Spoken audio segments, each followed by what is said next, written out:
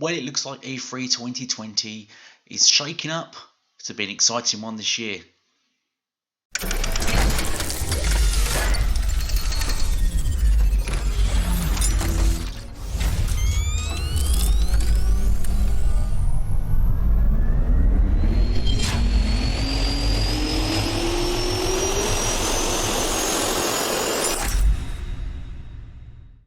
So, Polygon have reported that E3 2020 organisers look to shake things up amid flagging industry attendance. ESA says it's committed to keeping E3 at the level you've come to expect. So they go into a mob of fans waiting in line for the opening of E3 convention. I think this is just based on previous ones, last year's. But it looks like they're going to make some changes to the whole format and stuff. They say the sounds figures are flagging. It's a very interesting thing for them to bring up. I think this is an obvious thing because you're getting people like Sony with PlayStation dropping out, so the attendance drops by 4%, which is actually fairly good if you get a big company like Sony drop out of a major event like this, and now the attendance only drops 4%. Over the past three E3s, actually, Microsoft have had the biggest views and attendance to their shows, their conferences. They've been the most popular, closely followed by the Nintendo, I believe. And Sony usually the most third or fourth most watched out of the entire conference. And nobody really pays attention to some of the others, unfortunately. But yeah, so I mean, figures are going to, sales attendances and whatever are going to drop naturally. But unfortunately, Sony are not attending again this year.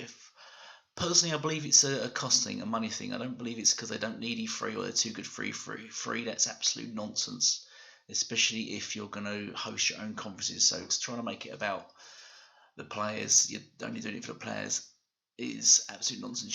If you're about the players, you should really be attending these things because at the end of the day, about 60, 70,000 people do attend these, and a lot of fans watch worldwide. Millions are watching the show, and it is a massive, one of the biggest shows out there, other than Gamescom, which Sony have also pulled out. Well, last year, conference-wise, Sony pulled out all of them, so they shouldn't really get on the high horse about the conferences and for the gamers regarding that. But anyway, let's not talk about Sony. Let's talk about E3.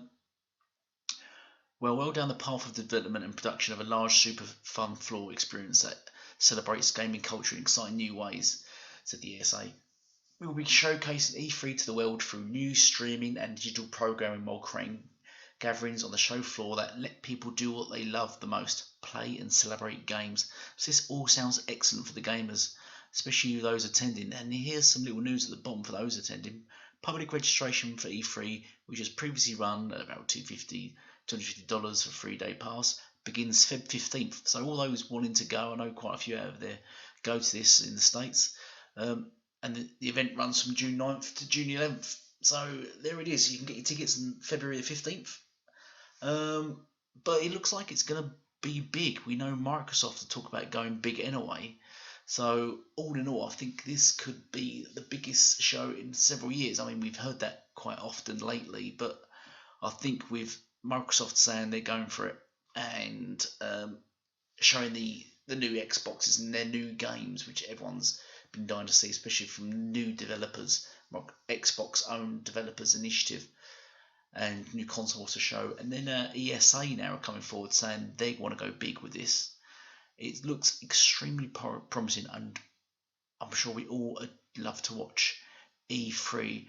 However, a lot of this stuff and positivity about gaming is being overshadowed at the moment by talk that Xbox profit is down and their software sales are down, profits down. But I find it quite confusing because what I've been told recently, I'm not on Twitter anymore. I sort of give it up back in September because it's just too toxic, too nonsense, and there's far too much rubbish thrown about on there. I might get back into it eventually, but I've lost complete interest with Twitter, to be honest. But it's interesting to see that once again the media and people are still jumping on with all the good news coming out of Xbox at the moment, and Sony has been really silent on the decent news at the moment. It's interesting to see that they're still trying to pull Xbox down now with profits. I'm not sure why people care so much about the Xbox profits. It's wild. You don't really, when you go into McDonald's, you don't go into McDonald's and ask them how their profit margin is or what they're doing sales wise at the moment. You sort of just go and eat a burger and walk out. It's just the same as gaming should be. You just sort of play your games and just get on with your life.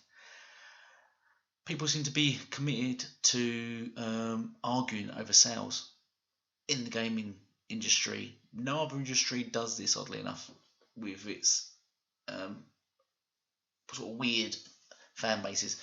But interesting point that the media at the moment that's apparently hitting Twitter and YouTube is reporting on Xbox sales and software sales being down.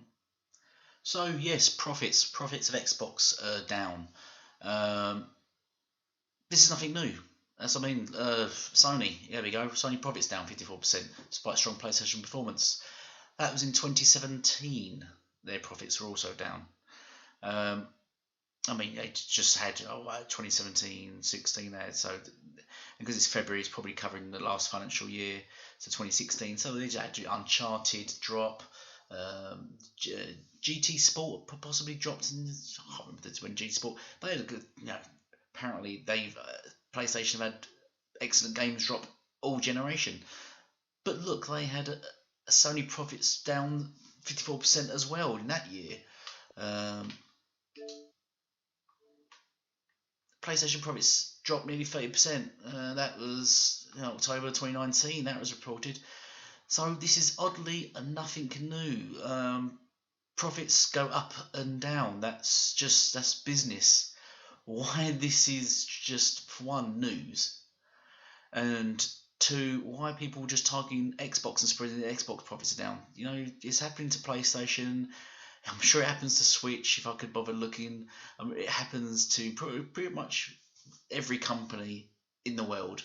No company will only make money. There's just no logical explanation to gamers to really care. That's the bottom line of it all. So that's my rant over. My advice again is to stop caring about the profits, especially of a company you don't own or a console you don't own. Stop worrying about their profits. Just play your games. Thank you all for watching. Please sub and share, and goodbye for now.